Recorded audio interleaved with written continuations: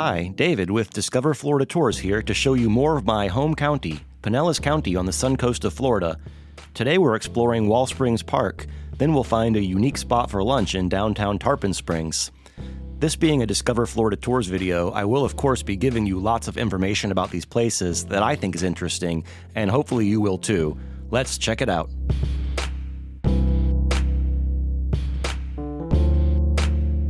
Us locals refer to the section of Pinellas that we're visiting as North County.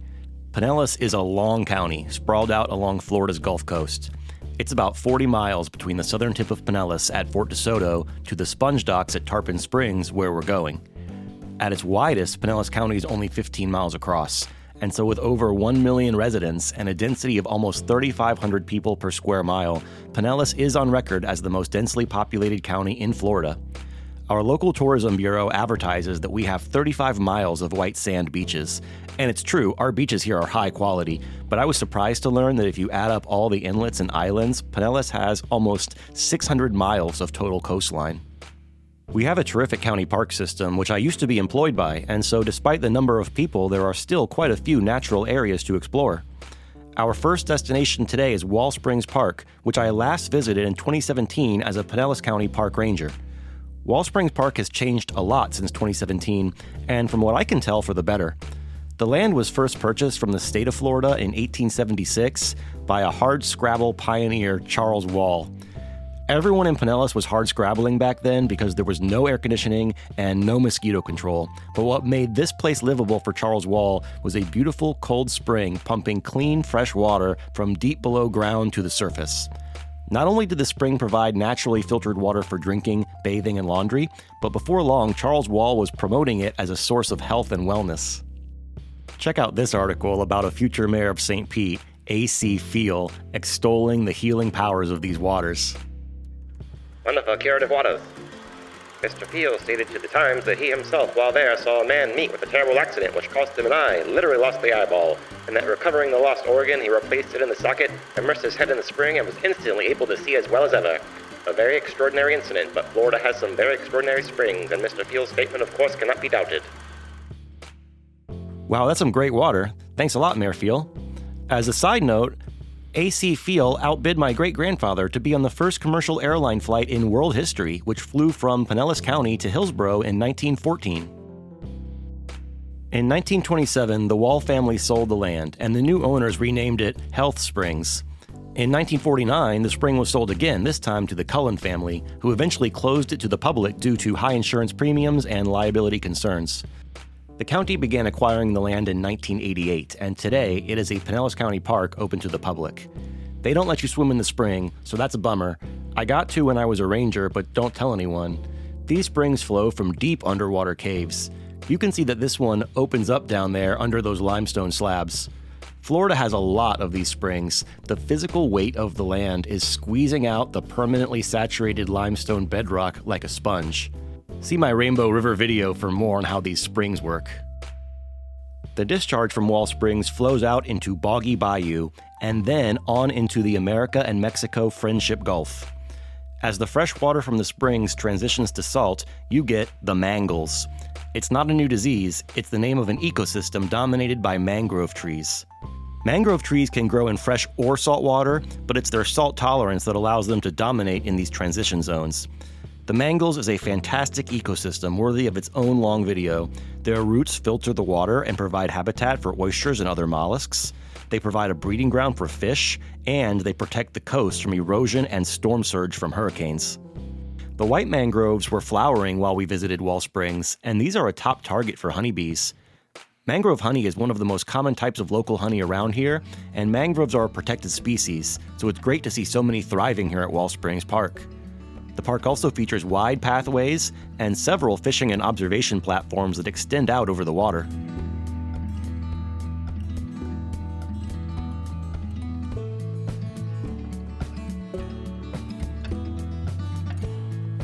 Walking around, we noticed a lot of dead trees, and I am almost certain that these are the scars from Hurricane Helene in 2024.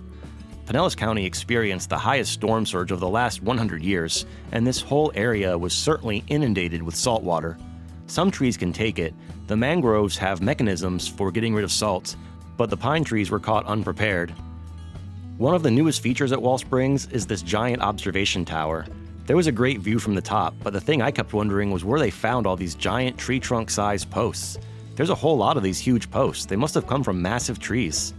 This entire structure burned to the ground in 2013 in a suspicious fire, but no arsonist was ever caught, and it was rebuilt using insurance money to include an ADA-accessible ramp all the way to the top. Wall Springs is a really nice park and not too crowded. I'll give it 4 stars. I would give it 5 if I was allowed to swim in the spring. Our next destination is a city in the far north of Pinellas County near the border with Pasco with an interesting and unique history. Tarpon Springs has a reputation as a sponge diving town, and there aren't too many other American cities that can say that. According to Wikipedia, Tarpon Springs also has the highest percentage of Greek Americans in the U.S., with over 10% of its residents claiming Greek ancestry. There are a lot of natural springs in the area, but the town of Tarpon Springs isn't named after one of them. Apparently, the town got its name when a lady back in the 1800s saw a tarpon fish jump out of the lake and exclaimed, "Look at that tarpon spring!" There are tarpon to be found in these waters, but 99.9% of the fish that jump around here are mullets. Maybe Mullet Springs didn't have the same ring to it. Mullet fish are always getting shortchanged in the PR department. They're super common all over the Tampa Bay area, and their roe is even an exotic delicacy in Asia. People give it to each other as New Year's gifts in Japan and Taiwan.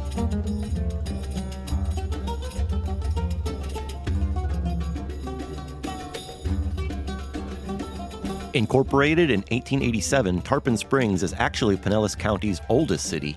The area had been settled by farmers and fishermen, but the 1880s brought 3 huge changes. The arrival of the Orange Belt Railway in 1888, of wealthy industrialists Hamilton Diston and his brother Jacob Diston, and the founding of the first local sponge business by the Diston brothers' fellow Philadelphian John K. Cheney set a new course for the small settlement. An influx of workers from the Bahamas soon came to hook and process the sponges, and as it turns out, they were sitting on a gold mine of marine invertebrates. Natural sponges occur all along Florida's Gulf Coast. They like shallow, warm water with limestone ledges to grip onto. The Anclote River and Tarpon Springs area had particularly dense sponge beds that could be harvested close to shore and transported by boat up the river. It really never occurred to me how all the sponges I ever use are synthetic ones that didn't even exist until the mid-20th century. For all of history before that, people used these ones. There are so many use cases for this.